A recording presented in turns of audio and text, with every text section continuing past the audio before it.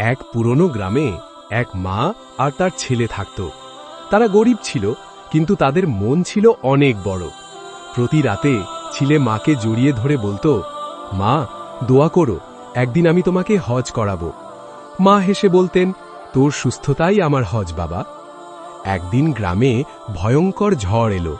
প্রতিবেশীর ঘর বাঁচাতে গিয়ে দেওয়াল ধসে ছেলেটি গুরুতর আহত হল।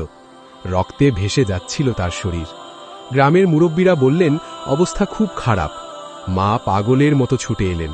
ছেলের নিথর হাতটি ধরে মা আল্লাহর কাছে এক অদ্ভুত দোয়া চাইলেন। মা বললেন, হে আল্লাহ, আমার ছেলের হায়াত যদি শেষ হয়ে থাকে, তবে আমার বাকি আয়ু তুমি ওকে দিয়ে দাও। আমার বিনিময়ে আমার সন্তানকে বাঁচিয়ে তোলো। পরদিন সূর্য উঠতেই অলৌকিকভাবে ছেলে চোখ মেলল, কিন্তু ঠিক সেই মুহূর্তেই মায়ের শরীর খারাপ হতে শুরু করল। ছেলের জ্ঞান ফিরল আর মায়ের প্রাণ যেতে লাগল। মা হাসি মুখে বললেন, বাবা, আল্লাহ আমার দোয়া কবুল করেছেন। আমার হায়াত এখন তোর। মনে রাখিস, আমার হয়ে তুই হজ করবি।